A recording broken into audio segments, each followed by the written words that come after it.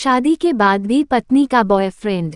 एक लड़की की शादी उसकी बिना मर्जी के एक सीधे साधे लड़के से हो जाती है, जिस लड़के के घर में उसकी मां के अलावा और कोई नहीं था। दहेज में लड़के को बहुत सारा सामान और पैसे भी मिले थे, लेकिन लड़की किसी और लड़के से बेहद प्यार करती थी। अब लड़की की शादी बिना मर्जी के तो हो ही गई थी और अब वो अपने ससुराल आ गई थी। तभी सुहागरात के वक्त लड़का दूध लेकर कमरे में आता है और उस लड़की यानी अपनी पत्नी के पास बैठ जाता है। तभी उसकी पत्नी गुस्से से अपने पति से कहती है, क्या तुम मुझे अकेला छोड़ सकते हो? उसकी ये बात सुनकर उसका पति बहुत दुखी होता है, लेकिन फिर भी वो खुशी खुशी ये कहता है, नहीं तुम आराम करो, मैं तो सिर्फ तुम्हारे लिए दूध लेकर आया था। यह कहकर वह कमरे से बाहर चला जाता है। लड़की मन मारकर ही रह जाती है, क्योंकि लड़की चाहती थी कि उसने झगड़ा क्यों नहीं किया ताकि वो उस गवार से तलाक ले सके। अब लड़की को ससुराल में 3-4 दिन हो गए थे, मगर वो तो बस पूरा दिन फोन पर बॉयफ्रेंड से बात करती थी और उधर लड़के की मां बिना शिकायत करे दिन भर घर का सारा काम करती थी। वह सबके लिए खाना भी खुद ही बनाती थी। फिर भी उसकी मां के चेहरे पर हर वक्त मुस्कुराहट ही रहती थी। लड़का एक कंपनी में छोटी सी नौकरी करता था। वह बेहद ही ईमानदार और मेहनती था। सुबह अपने काम पर जाता और शाम को थका हारा घर आता, मगर उसकी पत्नी उसे एक गिलास पानी भी नहीं पूछती थी।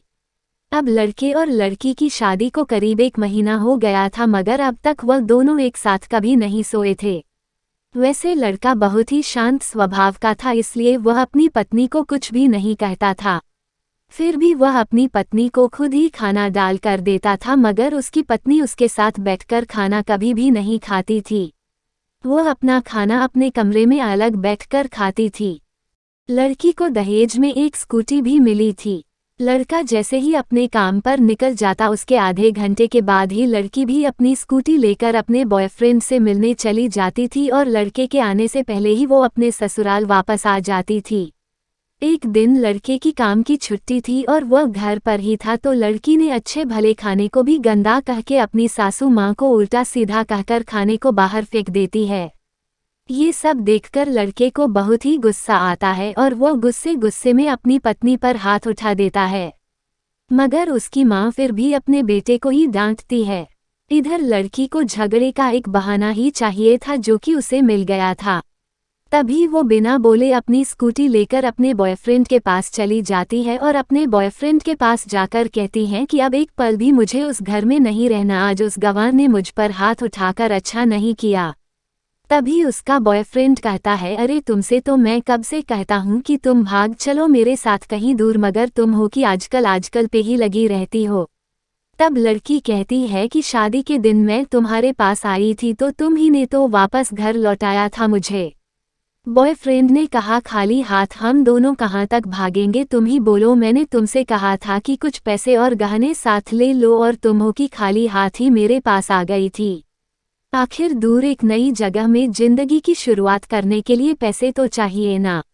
और हाँ, एक बात और, जब भी मैं तुम्हारे पास आता हूँ और तुम्हें छूना चाहता हूँ तभी तुम्हारे नखरे हो जाते हैं और बस यही कहती रहती हो कि ये प्यार प्रेम शादी के बाद ही होगा। तभी लड़की गुस्सा होकर कहती है, हाँ शादी के बाद ही अच्छा होता है ये सब, और मैं तुम्हारी ही तो हूँ। मैं आज भी एक कुंवारी लड़की हूँ और शादी करके भी आज तक उस गंवार के साथ एक रात भी नहीं सोई मैं, क्योंकि मैंने तुमसे ही प्यार किया है और अब मैं चाहती हूँ कि तुम मुझसे शादी करके मेरी मांग में अपने हाथ से सिंदूर भर दो। फिर मैं पूरी ही तुम्हारी हो जाऊंगी और फिर तुम मुझे अपनी मर्जी से दिन रात प्यार कर सकते हो। तब उसका बॉयफ्रेंड कहता है, तो ठीक है मैं तुमसे शादी कर लूँगा, मगर तुम कम से कम 5 लाख रुपयों का कल शाम तक इंतजाम कर लेना। मैं तुम्हें एक होटल का पता दे रहा हूँ, तुम उस होटल में रात को 10 बजे तक पहुँच जाना। लड़की कहती है, उस गंवार के पास कहाँ होगा पैसा, बल्कि मेरे पापा ने उसे दहेज में 3 लाख रुपए और मुझे कुछ सोने के गहने दिए थे। शादी के बाद भी पत्नी का बॉयफ्रेंड। हिंदी कहानी। गहने तो मेरे पास है, मगर सारे पैसे उस गंवार ने अलमारी में लॉक कर रखे हैं, मगर मैं जैसे तैसे अलमारी की चाबी लेकर सारे पैसे निकालकर तुम्हारे पास हमेशा हमेशा के लिए आ जाऊंगी। यह कहकर वो लड़की अपने ससुराल पहुंचती है। लड़की ससुराल पहुंचकर अपने पति और सास से लड़ाई करती है और वो उन पर खूब चिल्लाती है। मगर अफसोस वो अकेली ही चिल्लाती रहती है। उसका पति और उसकी सास बिल्कुल शांत रहते हैं। तभी लड़की अपने कमरे में चली जाती है और अचानक उसके बॉयफ्रेंड का लड़की के फ़ोन पर मैसेज आता है कि कब आ रही हो पैसे लेकर। लड़की मैसेज का जवाब देती है, सब्र करो, मैं वक्त पर आ जाऊंगी। तब उसका पति दरवाजा खटखटाता है और अपनी पत्नी से कहता है कि खाना खा लो। तभी पत्नी कहती है, मैं खाना तभी खाऊंगी, पहले मुझे अलमारी की चाबी दे दो। पति दरवाजे के नीचे से चाबी देकर कहता है, यह लो, अपना काम करके खाना खा लेना, क्योंकि अभी तक मैंने और माँ ने भी खाना नहीं खाया। माँ ने कहा है हम आज साथ बैठकर ही खाना खाएंगे। लड़की कहती है, माँ और तुम खाना खा लो, मैं बाहर से खाना खाकर आई हूँ। यह सुनकर लड़का चला जाता है। तभी लड़की जल्दी से चाबी को उठाकर अलमारी खोलती है। अलमारी खोलकर वह उसमें क्या देखती है कि उसमें दहेज के पूरे पैसे 3 लाख और सारे गहने तो रखे ही थे, बल्कि उसमें एक डायरी भी रखी हुई थी। वो उसे खोलकर पढ़ती है तो उसमें लिखा था, प्रिय पत्नी, मुझे और तुम्हारे पिताजी को पता है कि तुम किसी और लड़के से बेहद प्यार करती हो, मगर तुम्हारे पिताजी ने पता लगाया है कि जिससे तुम प्यार करती हो उसकी पहले भी एक बार शादी हो चुकी है और वह लड़का बहुत सी लड़कियों को धोखा भी दे चुका है। पर आपके पिताजी आपको उस लड़के के बारे में कुछ भी ना बता सके, क्योंकि उन्हें पता था कि ये जो इश्क का नशा है वो हमेशा अपनों को गैर और गैरों को अपना बना देता है। इसलिए तुम्हारे पिताजी ने मेरे आगे हाथ जोड़कर ये कहा कि मेरी बेटी का हमेशा ख्याल रखना। एक बाप के मुंह से एक बेटी की कहानी सुनकर मेरी भी आंखों में आंसू आ गए और मुझे यकीन हो गया था कि एक अच्छा पति होने का सम्मान मुझे मिले या ना मिले, मगर एक दामाद होने की इज्जत मैं हमेशा पा सकता हूँ। और मुझे दहेज में मिले सारे पैसे और सोने के गहने मैंने तुम्हारी अलमारी में रख दिए हैं, क्योंकि दहेज के नाम से मुझे नफरत हो चुकी थी।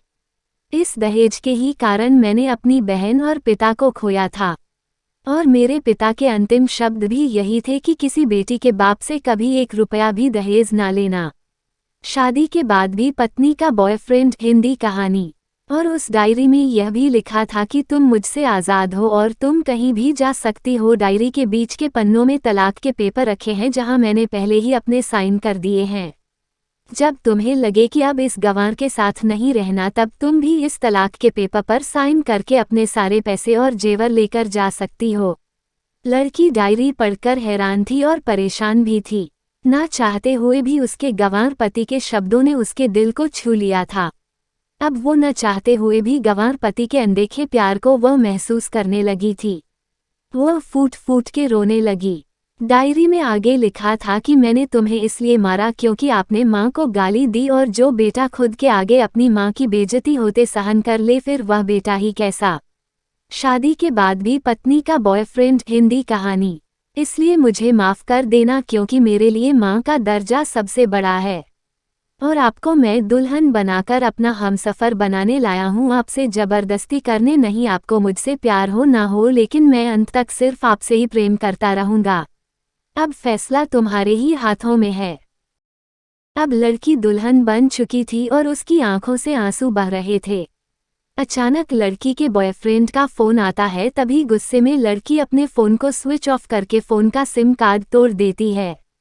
अब उसे सब समझ आ गया था कि जिससे वो बेहद प्यार करती थी, उसे तो सिर्फ पैसों से ही प्यार था, और सच्चा प्यार करने वाला तो मेरा पति ही था, जिसने सिर्फ मेरे पापा की इज्जत रखने के लिए ही उससे शादी कर ली।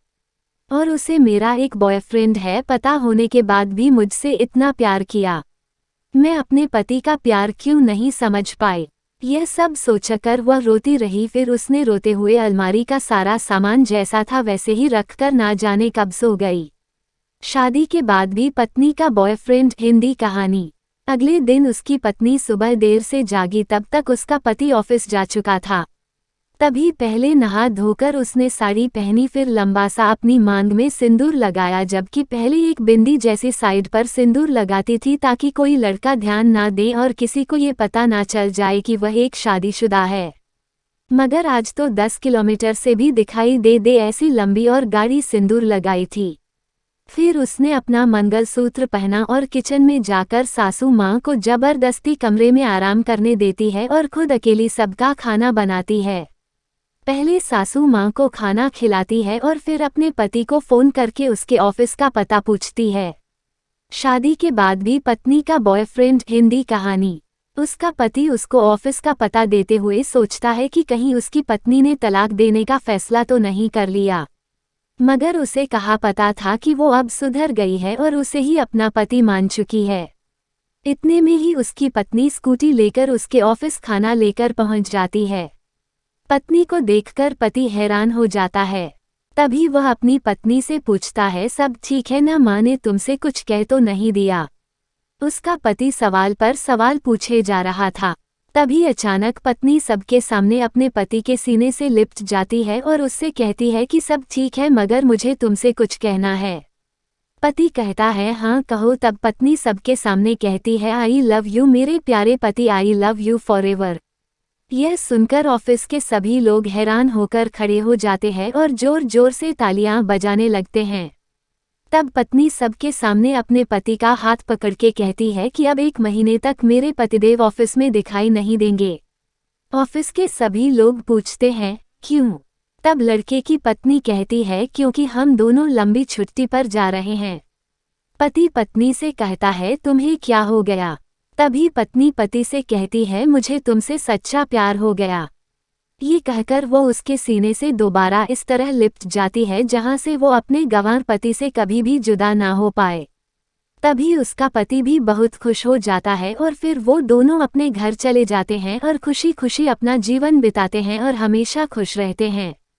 तो दोस्तों, प्यार हमेशा उससे करना चाहिए जो आपसे प्यार करता हो और साथ ही आपकी और आपके परिवार की इज्जत भी करता हो। पैसों से प्यार करने वाला इंसान कभी आपसे प्यार नहीं कर सकता दोस्तों।